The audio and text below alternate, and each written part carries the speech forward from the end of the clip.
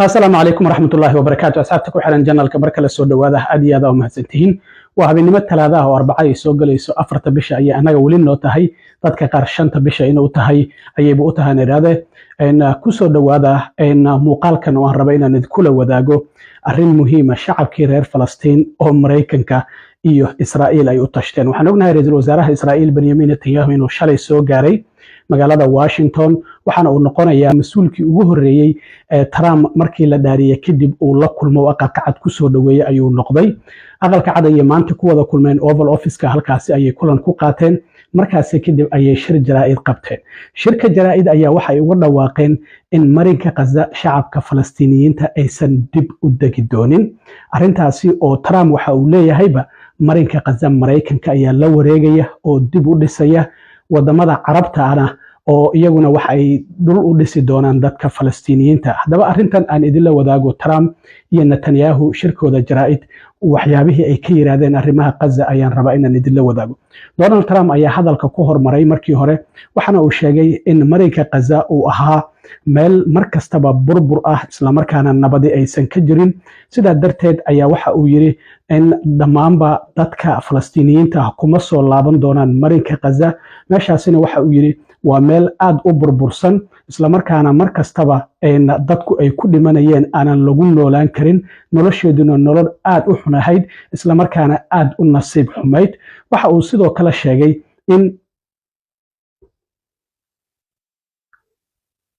waxa uu yiri Falastiiniyiinta kuma laabanayaan maxaa jira waxa uu yiri wadamo daris ah oo arrimaha bini'aadanimada darteed oo qalbigoodu wanaagsan yahay ayaa waxa ay doonayaan yiri inay guryo u dhisaan Falastiiniyiinta ay ku noolaadaan 1.8 milyan oo Falastiiniyiinta waxa uu yiri kuma soo laaban doonaan marinka Gaza halkaasi oo burbur xoogan uu ka jiro isla markaana waxa uu sheegay in dadkaasi ama wadamadaasi dariska wadamada carabta ay ula jeedaan Sacuudiga Imaaraadka Urdun iyo Masar iyo waa wadamo qani ah ayuu yiri iyaga ayaana u dhisi doona dadkaasi Falastiiniyiinta waxa uu yiri 1 2 3 4 5 ilaa iyo 12 goobood ayaa loo dhisi karaa ama hal meel ayaa loo dhisi karaa oo ay si nabad ugu noolaadaan oo aysan dhimasho ka baqaynin laakiin waxa uu yiri Gaza oo burburka dhagaxaanta gurihii dumeen oo dhagaxaantii soo dhacayaan halkaasi kuma noolaan karaan marka sidaa darteed waxa uu yiri guryo qurxan ayaa loo dhisayaa waxyaabo la yaab leh ayaa halkaasi ka dhici doona sidaa darteedna waxa uu leeyahay shacabka Gaza kuma soo laaban doonaan marinka Gaza oo halkaasi waa uga dhamaatay bal hadalkiisa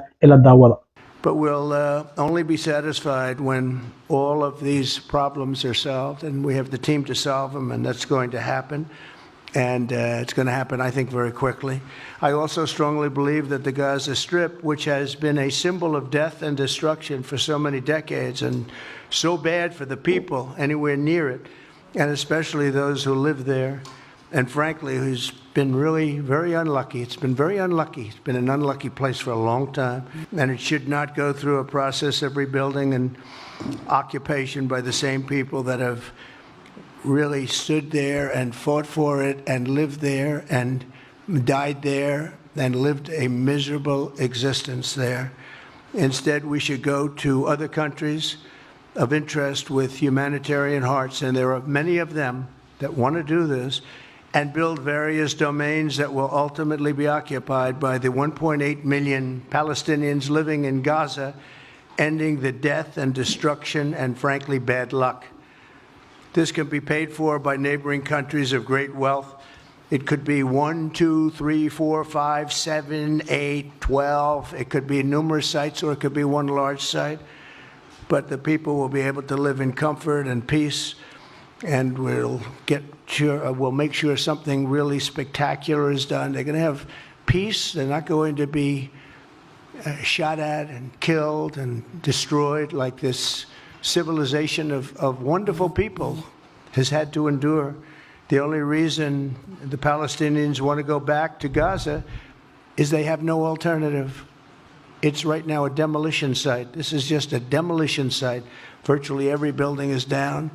They're living under fallen concrete that's very dangerous and very precarious. They instead can occupy all of a beautiful area with homes and safety, and they can live out their lives in peace and harmony instead of having to go back and do it again. sidoo kale Trump hadalka uu ka dhawaajiyay ayaa waxa uu yahay waxa uu sheegay in Mareykanku ay la wareegi doonaan marinka Gaza arintaasi ayaan sameeynaa howl fiican ayaan halkaasi ka qabanaynaa innaga ayaa lahaan doona marinka Gaza ayuu yiri waxaana uu sheegay sidoo kale in ay mas'uul ay ka noqon doonaan kala furfuridda waxyaabaha aan qarxin ee weli marinka Gaza ku sugan sida miinooyinka iyo hubka kale dhulka ayaan la simi doonaa ayuu yiri marinka Gaza oo waxaan sidoo kale meesha ka saari doonaa dhammaanba dhismayaasha qabyada ah ee Israa'iil ay burburisay dhulka ayaan la sameynaa waxaan halkaasi ka sameyn doonaa ayuu yiri ayna horumar dhaqaale ayaa ka sameyn doonaa waxaana sidoo kale jiri doona shaqooyin aan xadidnayn oo aan number lahayn oo halkaasi laga sameyn doono guryo ayaan sidoo kale ka sameyn doonaa dadka halkaasi ku nool ayaan agagaarkaasi ku nool ayaan guryo uga sameyn doonaa sida muuqata Israa'iiliyiinta ayay doonayaan Mareykanku inay soo dejiyaan marinka Gaza Falastiiniyiintana laga raro waxa uu sidoo kale sheegay in halkaasi aan lagu laaban karin waayo waxa uu yiri haday Falastiiniyiintu ay ku laabtaan waxa dhacaya waxyaabihii 100 sano dhacayay ayaa dhacaya ayuu leeyahay hadalkiisa bal intana mar kale ila daawada The US will take over the Gaza Strip and we will do a job with it too. We'll own it and be responsible for dismantling all of the dangerous unexploded bombs and other weapons on the site, level the site and get rid of the destroyed buildings, level it out, create an economic development that will supply unlimited numbers of jobs and housing for the people of the area. Do a real job, do something different. Just can't go back. If you go back, it's going to end up the same way it has for 100 years. si marka aan loo dhihin Mareykanku xuquuqdii aadana ayuu ku xadgudbayaa oo dad ayuu raraya Trump maantadii hore waxa uu wareegto ku saxiixay in Mareykanka uu ka saarayo golihii ammaanka golaha qaramada midoobay ee xuquuqul insaanka Mareykanku ka mid noqon doona inuu yiri oo gabi ahaanba uu ka saaray waxa uu sidoo kale sheegay inuu soo gabagabeeyay taageerada Mareykanka ay siin jireen hay'adaha Israa'iil ay leedahay argagixisada ayay taageeraan hay'adaha qaramada midoobay ee Gaza ka shaqeynayay taageerada ayaan ka jireynaa Trump sidoo kale waxa uu sheegay inuu qaaday xayiraadii maamulkii ka horeeyay ee Biden uu saaray Israa'iil oo ah inuu ka mamnuucay hub military oo gaaraya ilaa $1 bilyan in la siiyo Israa'iil marka hadda waan u fasaxay ayuu leeyahay Israa'iil hubkaasi oo maamulkii hore uu ka joojiyay Trump sidoo kale maantadii hore waxa uu sidoo kale saxiixay wareegtooyin cadaadis siyaasadeed iyo cunaqabateyn lagu saarayo Iran waxa uu sidoo kale uu ugu hanjabay Iran maanta hadii ay isku daydo inay idisho ayuu yiri ama mas'uul anaga noo dhow ay isku daydo inay disho dhulka ayaan la sami doonaa Iran nafsada ahaanteeda ayuu yiri amarkaasina waa bixiyay ayuu yiri oo maanta ayuu bixiyay marka Trump oo ka hadlayay arinta ka bixitaanka golaha qaramada midoobay ee UN-ka iyo sidoo kale lacagtan $1 bilyan oo taageerada military oo Israa'iil oo fasaxay ka hadlayana waxa uu yiri I ended the last administration's de facto arms embargo on over $1 billion in military assistance for Israel. And I'm also pleased to announce that this afternoon the United States withdrew from the anti-Semitic UN Human Rights Council and ended all of the support for the UN Relief and Works Agency, which funneled money to Hamas and which was very disloyal to humanity.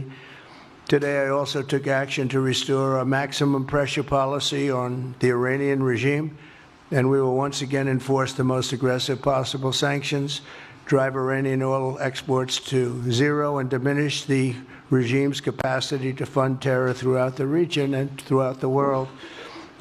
We had no threat when I left office. Iran was not able to sell oil. Nobody was buying oil because I said, don't buy it. If you buy it, you're not doing any business with the United States. And Hamas was not being funded. Hezbollah was not being funded. Nobody was being funded. There would never have been an October 7th. markaasi kadib waxa microphone ka qaatay ra'iisul wasaaraha Israa'iil Benjamin Netanyahu Trump ayuu uga mahad celiyay in uu noqday mas'uulkii ugu horeeyay aqalka cad ku soo dhaweeyay markii la daariyay kadib waxana uu sheegay in 4 sano oo hore aad madaxweynaha ahayd Israa'iil wax badan ayaad u qabatay ayuu yiri waxaadna tahay saaxiibka kaliya ee aqalka cad soo maray ee Israa'iil waxyaabo aad u fara badan u qabtay waxa uu yiri 4 sano Jerusalem ayaad caasimada u aqoonsatay sidoo kale safaaradda Mareykanka ayaa halkaas u soo rartay oo aad ka furtay buuraha Golan Heights ayaad Israa'iil u aqoonsatay in iyagu ay leeyihiin sidoo kalena waxa uu sheegay in hubkii nuclearka ama heshiiskii nuclearka Iiraan aad ka baxday ayuu yiri. sidoo kale waxa uu intaasi ku daray sidoo kale dhexdhexaadintii Israa'iil iyo wadamada Carabta heshiiskii Abraham Accord oo Imaaraadka iyo Bahrain iyo Sacuudiga Mareykanku garwadeen ka ahaa isla markaana lagu heshiisiinayo oo in wadamadaasi Carabta iyo Israa'iil kula noolaadaan nabad aad sidoo kale ka shaqeysay ayuu yiri. arrintaasina muddo 4 bilood ah ayaad ku qabatay. haddana waxa uu yiri waxaad ka ambaqaaday halkii aad uga tagtay 4 sano ka hor. waxa uu sheegay sidoo kale hogaankaada Trump ayuu leeyahay. sidoo kale waxa uu gacan ka geystay hadda in kooxihii afduubka ee Xamaas nooga haysatay in la soo daayo oo kuwa Mareykan ay ka mid yihiin. sidoo kalena waxa uu yiri hubkii Israa'iil laga xanibay oo xilli ay waliba 7 meelood ay dagaal uga jirtay ayaad u fasaxday. waxa uu sidoo kale sheegay inaad joojisay ayuu yiri hay'adihii UN-ka ee taageeri jiray ururada argagixisada. arrimahaas oo idin waxaad ku qabatay 2 toddobaad bal ka waran 4 sano oo soo socota maxaad qaban kartaa. Ra'iisul Wasaaraha Israa'iil Benjamin Netanyahu hadalkiisa sii wata ayaa wuxuu yiri Iiraan iyo ururada argagixisada ay taageerto markii weerarkeena lagu soo qaaday 7 Oktoobar. waxa uu yiri si aad ah ayay ugu faraxsanaayeen isagoo sheegay Ismaaciil Haniya, Yaxya Sinwar oo hogaamiyaasha Xamaas ka mid ah iyo Nasrallah in dhammaantoodba ay ku faaneen. laakiin hadda wuxuu yiri Haniya waa ku daayay, Sinwar waa ku daayay, sidoo kale Nasrallah waa ku daayay. waxaana sidoo kale intaasi uu ku daray in ay burburiyeen Xamaas isla markaana sidoo kale dhulka ay la simeen Xisbullah. waxaan sidoo kale burburinay ayuu yiri hubkii Bashar al-Assad ninkii hadda ka cararay Syria. waxa uu sidoo kale sheegay inay curyaamiyeen defense systemkii ama gantaaladii difaaca ee Iiraan ay lahayd oo dhinaca hawada. sidoo kale waxa uu yiri waan curyaaminay. arrimahaas oo idil waxaan u sameynay ayuu yiri in aan ka guuleysano cadowgii uu Mareykanku in muddaha uu lahaa. arrintaasina waxaan ku gaarin ayuu yiri rajada shacabkeena iyo sidoo kale geesinimada ciidamadeena. Israa'iil waxa uu yiri hadda aad ayay u awood badan tahay, Iiraanna waxa uu yiri aad ayay u tabar daran tahay. Netanyahu oo arrimahaasi ka hadlayana waxa uu yiri Iran and its henchmen in the Middle East were absolutely ecstatic. Haniya praised the massacre. Sinwar said that Israel was finished. Nasrallah boasted that Israel was, here's what he said, as feeble as a spider's web. Well, Mr. President, Haniya is gone. Sinwar is gone. Nasrallah is gone. We've devastated Hamas. We decimated Hezbollah. We destroyed Assad's remaining armaments. And we crippled Iran's air defenses. And in doing this, we've defeated some of America's worst enemies. We accomplished all this with the indomitable spirit of our people and the boundless courage of our soldiers. Israel has never been stronger, and the Iran terror axis has never been weaker. marka wuxuu yiri Master Madaxweyne hadda oon hadlayno muhiimadeenu waxay tahay yiri in aan mustaqbalkeena aan ammaan ka dhigno isla markaana nabad aan ugu soo celino gobolka. sidaas darteed waa inaan dhamaystirnaa shaqadii aan bilownay. waxa uu yiri 3 muhiimadood ama ujeedo ayaan ka leenahay marinka Gaza.